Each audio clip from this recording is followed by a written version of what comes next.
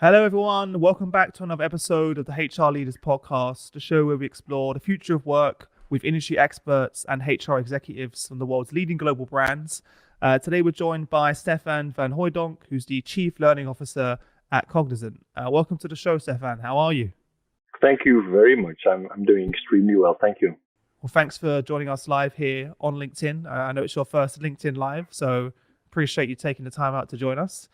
Before we jump in, tell everyone a little bit about yourself personally and your journey to where we are today. Okay, long journey. I've been working in the learning space for about 25 plus years. I started in investment consulting in Hong Kong and China, and then moved into actually the learning space.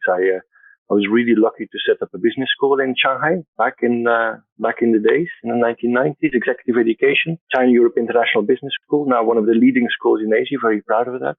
And then I moved on to the corporate side. I moved into Nokia China, setting up in the early days when Nokia was still a huge company, still is, but when Nokia had 40% market share globally and was responsible first for the corporate university in Greater China, and then moved to headquarters to run e-business for the entire space, B2B, B2C, internal. And actually at that time we were focusing on 200 million learners. The idea was so many people buying our phones, and what do we need to do to continuously make them learn more about the phones, about the interfaces, about everything around that. From Finland, I moved to Belgium, which is my native country. I joined AGFA, a healthcare company, set up their corporate university. And actually from there onwards, from AGFA and later on, for quite a while, because all the innovation I had been involved with at Nokia, they said, can you please do the same as what you did at Nokia? It was all around innovation, all around big scale, all around being really business driven with learning, and really making sure that learning is done in the core processes. Like core processes could be services, could be sales, the process that really make money for an organization. Afterwards, I moved to Philips in Holland. Then I said to myself, I don't want to work for a multinational anymore. I want to do something different, and I wanted to work for a .com. And I found myself a .com in India, Flipkart, which is a really famous, at least in the Asian space, a famous .com. And I spent 2 years there in India setting up the learning and knowledge function, and really had a beautiful time. I spent 1 year in Saudi Arabia, setting up a corporate university, or advising rather Saudi Aramco on setting up a corporate university, until suddenly Cognizant called me. And they said, we want to do things radically different, and we heard some things about you. Can you please help us to set a strategy to implement learning for our population of 300,000 people?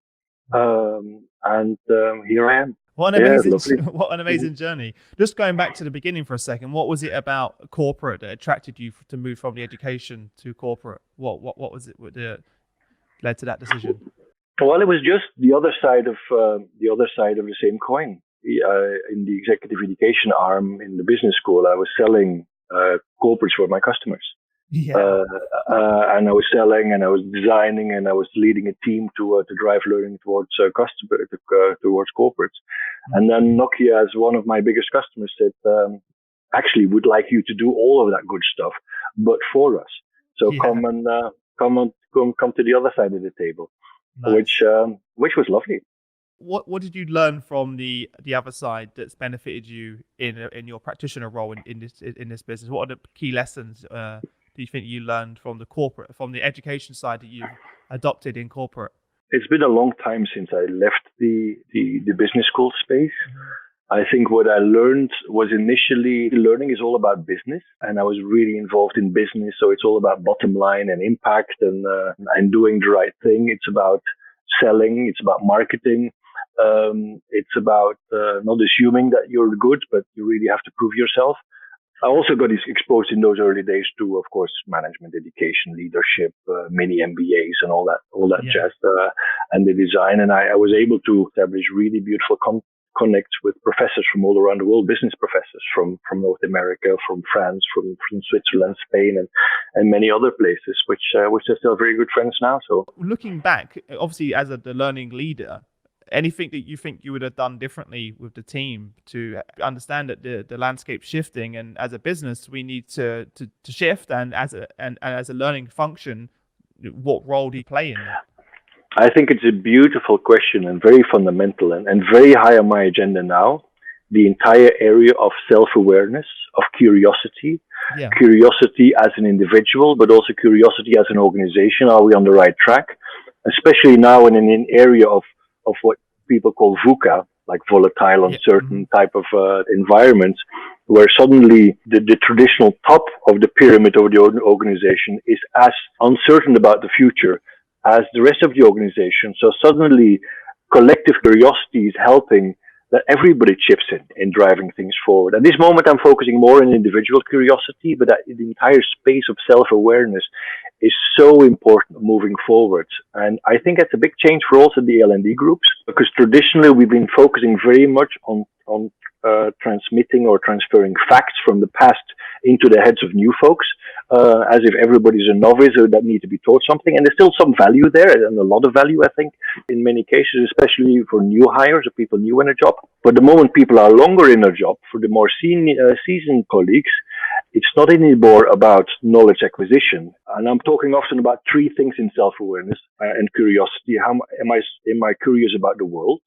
around me? What is my company doing? What is what is the strategy? What is the strategy of my customers? What is the strategy of my competition? So close to the home. But also even beyond that, what is political economical system happening? Okay, what is Brexit all about type of thing? Are you interested in that? Or you just let yourself be influenced by whatever social media tells you? Do you have that curiosity? And the second part for me, curiosity is really important, is curiosity about the other. Can I look you in the eye and can I trust you? And can we have a cup of tea later on so that you can give me feedback on how I'm doing now in this setting? And vice versa. And can we help each other lift to a higher level of ourselves? And do we care about our neighbor that sits in our office or in our street or otherwise? And the third curiosity lever for me is probably the most difficult one, is curiosity about myself. How much am I aware about myself, my core, my beliefs, my limiting beliefs? When I was 5 years old, maybe my aunt told me that I'm not as good in math and running as my sister. And I started playing that audio file in my head all around. And now, lo and behold, I'm not so good in those areas. And I think none of us, that's a strong belief I have, none of us is playing at 100% of our natural capabilities. And the more we are aware about our inner core, the more we're able to reach that goal. I'm doing quite a bit of executive coaching. One of my standard questions is, what is your core? What do you believe in? What is your values? Doesn't matter how we name it. And many people, they stare at me blank. Never thought of it. Because our society nowadays is so much focused on thinking about the world outside of me that we have almost forgotten the skill and the muscle to think about who am I on the inside. And what do I have to do to improve on it and to understand myself and my deeper drivers? This intensive reflection is something that is a third pillar for me, and curiosity. Practically, in a practical sense, how are you bringing that to life at Cognizant? What does that look like? That's a super question. First of all, specifically on the curiosity side, and remember I had three different dimensions. Now we have curiosity about the world, curiosity about the other, and curiosity about myself. First of all, as a meta story, we're since the last year, and I joined a year ago, Cognizant. Since the last year, we've been focusing heavily on culture. We launched a campaign around open, wonder, learn. 3 words, which we're using a lot in our marketing as a way to ignite this curiosity. It's about being openness to the world. It's about wondering. It's not about training, but about learning. And that's kind of a cultural tenet that we're using. I'm also a great believer that once you give people language, people have tools to reflect. And we're doing a lot of different sorts of sessions, online, offline, around really the concepts of curiosity. We're introducing colleagues to the notion of, do you have a fixed or a growth mindset? By combining those 2 words, fixed mindset and growth mindset, people who have never heard about these terms, they suddenly have a way to reflect. Oh, I'm a fixed mindset in the office. I might have a growth mindset at home. And suddenly people are going along and we're doing the same. I'm a passive learner or an active learner. And that we link to this curiosity notion. How do I become then a more curious person. A lot of research actually shows that by merely giving that language to people, they can actually make sense of it. there results automatically in an improvement in the way they're looking at the world and the way they're looking at themselves. We also do a lot of coaching. We're launching now online coaching. Next to courses, I'm also a greater believer in resources. I'm often asking people a standard question when I'm giving presentations, like, how many classes did you go to in the last 3 months? And very often people give me an answer, 0 or 1. But in any case, it's hardly ever more than two things that people went to. And then ask people, how often do you went into Google in the last 2 days or 3 days? And then people start smiling.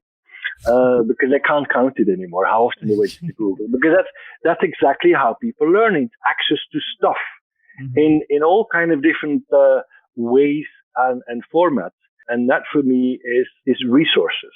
So we create this site inside the company, which we call My Learning Studio. It's an interactive website where people can go to, and you want to learn about IoT, be my guest. You can learn about IoT either from awareness level, or you want to go to deep certification. It's fine. You want to go to some videos, read some articles or on IoT. It's kind of a very flexible means for people to access resources in the topics that matter for themselves and for the organization. We do the same around leadership, around management, around the industries we're operating in. Remember, 300,000 people. We're operating in many industries, and we're supporting in IT. We're doing IT, low-end IT, but also very high-end in IT strategy making.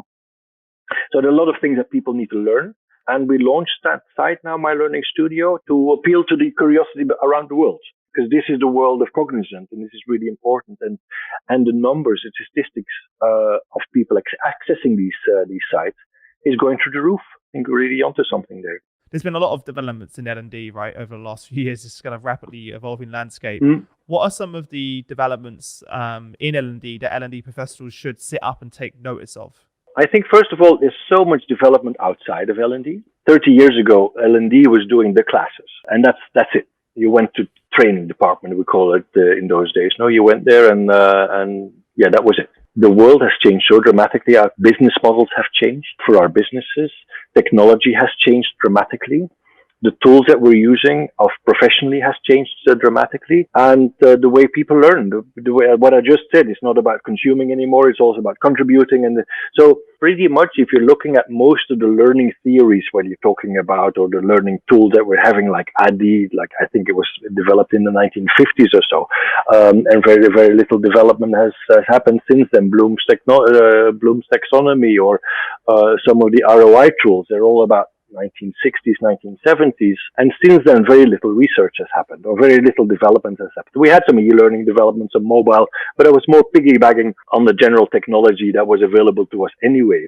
New research around what we spoke about earlier, how do we change the paradigm of learning towards curiosity, towards self-awareness being more important than actually feeding people into something they hopefully remember. And that's something really very recent, and not a lot has happened in that space. So I'm a great believer in the concept of modern workplace learning. It's not only about courses, it's about courses and resources, but it's also about self-reflection and being with, or it's also about social collaboration, being with others, and then personal learning. One challenge for L&D, there's no degree requirement coming into L&D. And that has advantages and disadvantages. One advantage is there's so much variety that comes into the L&D space. The disadvantage is there's no baseline. If you want to be accepted to work in the legal department of your companies, you need to have a legal degree of sorts, no? Same with finance, same with pretty much any department. I think HR and learning and development are the only ones still left that don't have that requirement. So very, very beautiful that you have all that variety and diversity, but the challenge is no baselining. And that's why I think a lot of people are struggling a little bit with what good looks like. And the challenge with learning good looks like is everybody has an opinion about learning because of the sheer fact that we all went to school. And that memory That's a good point. is somehow directing how we look at learning and how we therefore look at training, because that's a role model that we remember. And I think too many of us don't have the right language to convince the people that are often more senior than us, who are asking us to do those trainings, to convince them that maybe learning or training is not the best way forward. That actually there's a difference between pedagogy and andragogy, and adults are driven by completely different drivers than kids are in the learning space, or that you might need something different. So the fact that they don't have, that there's no entry requirement is also a hurdle towards having that deeper knowledge.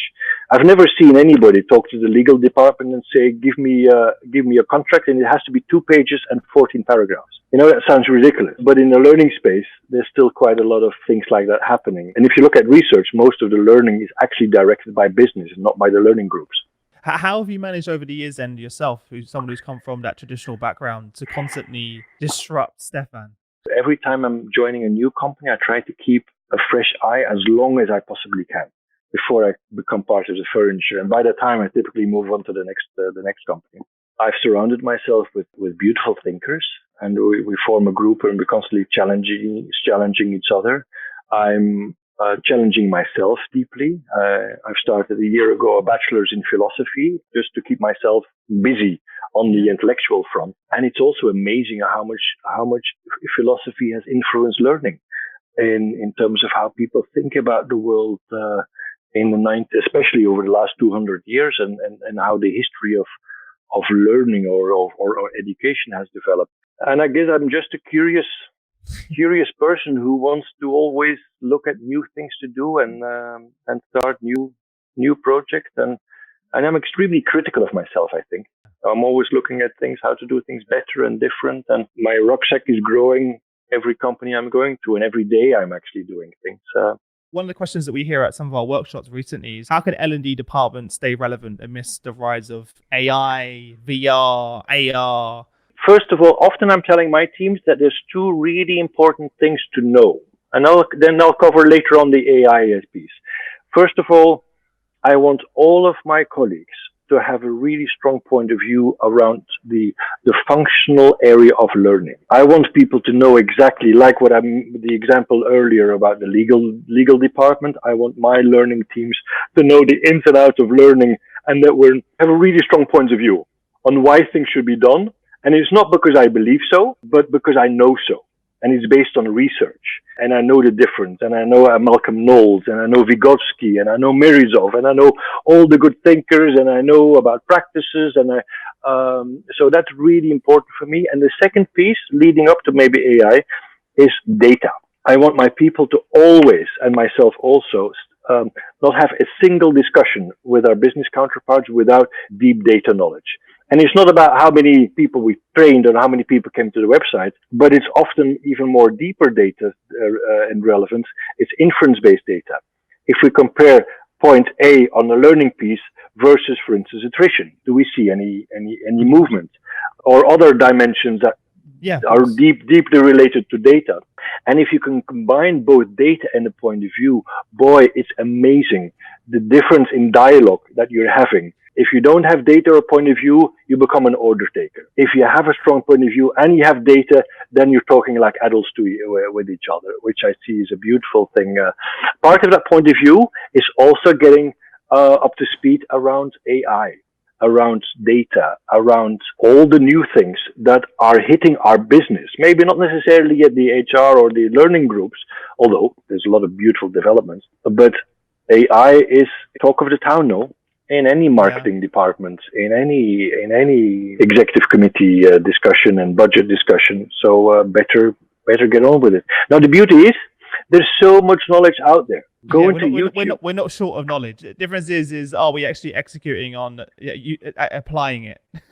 Well, first you need curiosity, and then you turn it into doing something with the curiosity, and then you're aware, and then of course you know what to do with it. And it's such a beautiful space to be in, learning and development. I'm seeing so many companies only in the last few years waking up to the notion that skilling is so important. Let's talk more about why is that so important? Because I think nowadays, let me focus on the IT space for a second. We're facing roughly the same challenge in the IT world as roughly in 2005. There was a shortage of labor supply. So the only way to get those people up and running is by skilling themselves. We can't buy them on the street anymore. Therefore, we have to build them. Also, I'm sensing that entire industries are changing dramatically. It's not about technology. It's about what the people do with it. It's about the people dimension. And all the research I've been looking at in the next 5 years, CEOs in the next 3 years, everybody says our business is going to radically change. And then the next big question is, how do we get the right people to manage that change and to manage the operations within that change? And many people say, I don't really have confidence that our current structures are able to supply the right leaders, the right people, the right technicians, the right specialists to drive that growth. And from there, the link towards skilling is, of course, a very easy one. I think the solution is not to teach people more stuff. The solution is how to bring that curiosity into people's minds. I love that, by the way, because that's something I struggle with as well, because naturally myself and my co-founder, we have this crazy almost obsession with learning, I'd say. It's funny because in school I didn't have that, and I don't know why I have it now later in my, I hated going to school. I actually skipped college, university, and went straight into business. So I have no formal education. I'm going to close this call now.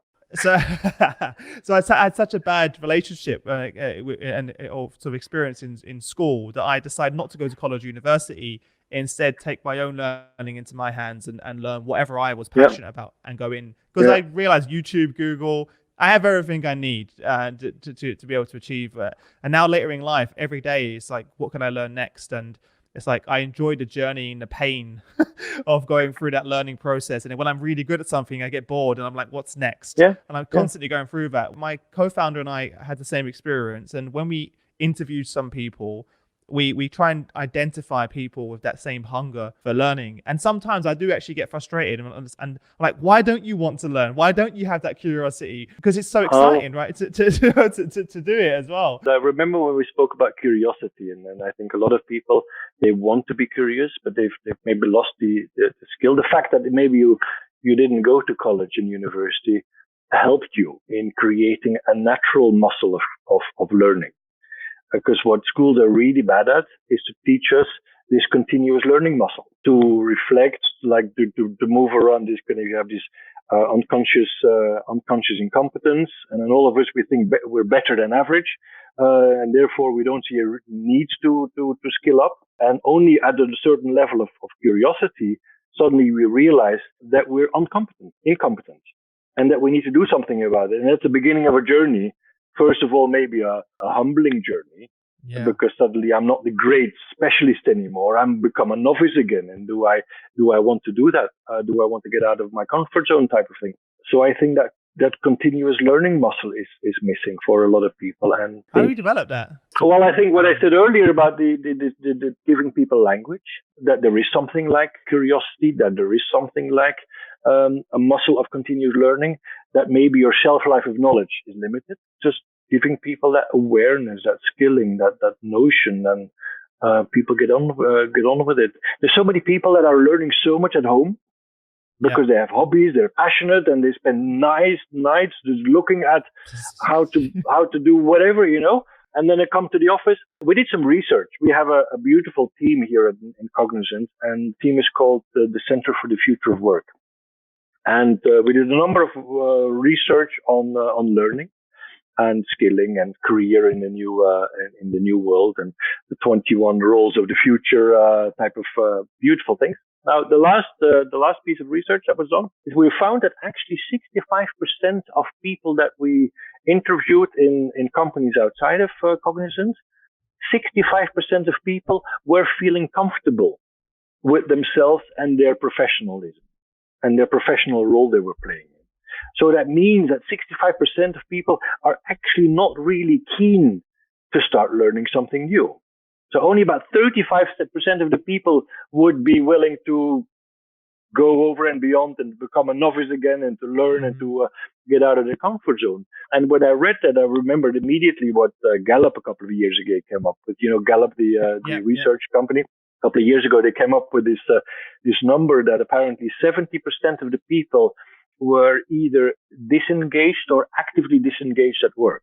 And I think it's dangerous to assume that everybody is as curious as you, because everybody's just different. Everybody has different expectations of life, different backgrounds, different histories. And we have to be aware of that. Interesting, in the same research, my colleague came up with 3 different personas of learners. Like we have the natural learner, we have the compliant learner, and then we have the professional learner. I think we had it in the middle. And most people are compliant learners in the office. These are the people, by the way, that also say that they have the least value from the learning they're getting. And then you have the natural learners, that the people are just, they love learning, they love reading books, and they just do learning for learning's sake. And then you have the professional learners who are learning because they see a need to progress in life, in professionally.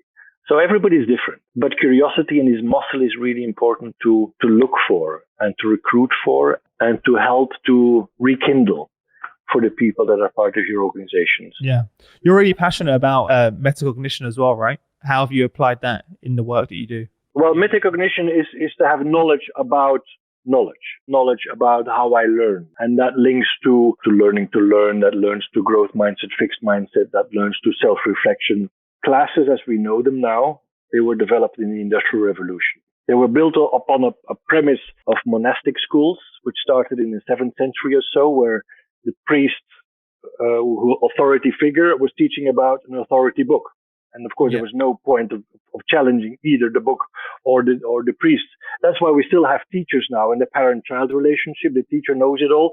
And that comes all the way from 7th century and kind of made big into this industrial system in the 1850s, 1860s type of thing. And in those days, we needed to educate people into, or at least that's what the bosses were wanting to do. They wanted to educate people in basic civic skills, basic writing, basic calculation, so that people were able to get on with life in this new society that was forming in the beginning of the Industrial Revolution. And it was all around behavioralists. I'm going to kind of hit you with a test or with the fear of a test, and then it's up to you to pass it. A beautiful book that was written recently by an anthropology professor on colleges in North America. I Hate School, I Love Learning is the title of the book. Sounds like my book.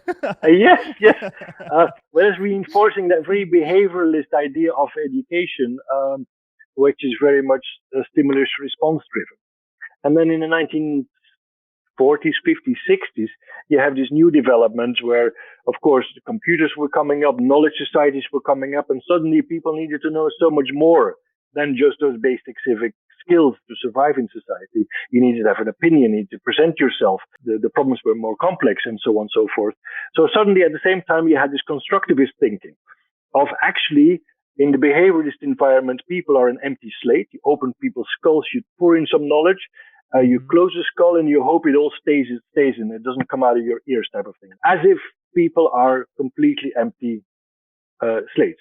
And even nowadays, we know that even kids are not empty slates. But adults even less so, no? Because we're full. That's why it's so hard for a lot of adults to learn, because they're just full of stress and full of other things in their head.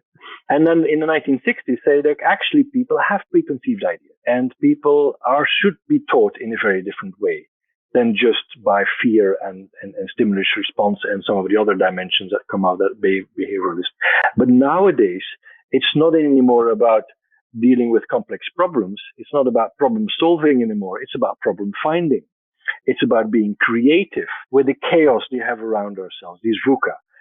And that's where self-awareness, creativity, metacognition, it becomes so important suddenly. And if we're not careful as L&D professionals, if we don't start focusing on that, we're all going to be less relevant, I think, in a couple of years. My philosophy in my teams is that I want us to become invisible. I want us to kind of create an environment to scale it. It was still a lot of work, but don't come through me. I'm going to set up platforms for people to navigate the world, to learn, to share, to set up environments, to teach, to contribute, to celebrate their knowledge. We're not fully there yet, but I think directionally we know what to do. At the same time, maybe to finish this, there's nothing wrong for a company to demand excellence of its people. There is absolutely room for mandatory stuff. If you're a project manager, I want you to be the best project manager there ever is. And I'm going to push you hard to make sure that you stretch yourself.